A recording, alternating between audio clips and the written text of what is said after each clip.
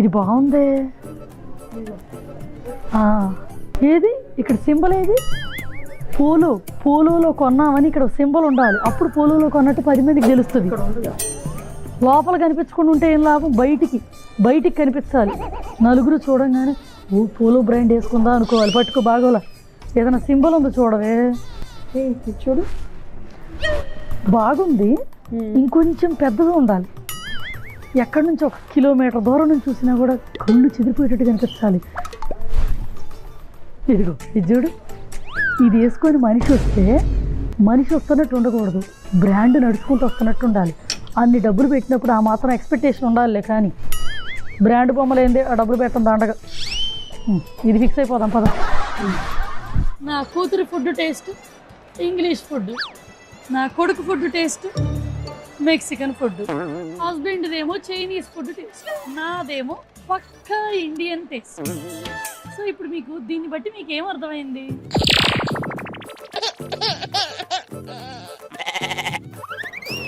వీళ్ళకిలాగా మీకు కూడా ఏం అర్థమైనట్లేదే. చెప్తా ఉండండి.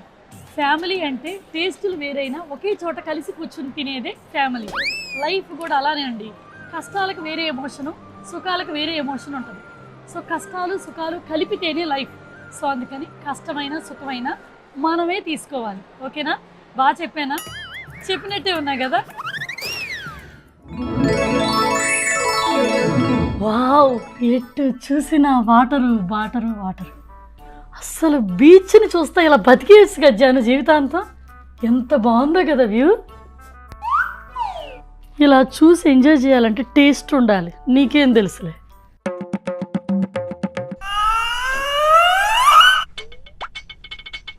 ఏంటి జాను, ఎప్పుడు చూడు ఈ నీళ్లు, ఇసుక, బిల్డింగులు, ఇదే వ్యూనా? అసలు బోరు కొట్టేస్తుంది.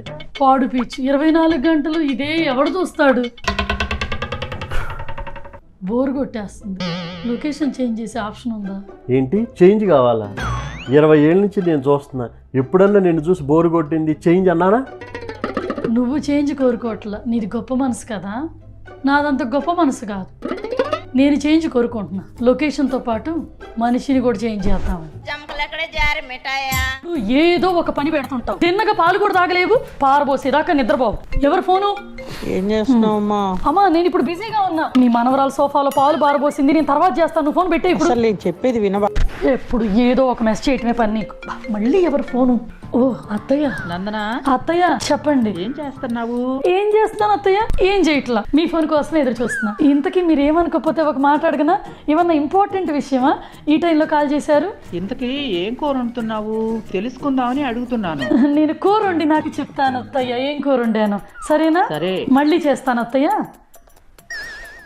జీవితంలో ఒక అత్త వచ్చినాకే అమ్మ వాల్యూ తెలుస్తుంది కావాలా. అమ్మా సారీ అమ్మా, ఇందాక పనిలో ఉన్నాలే.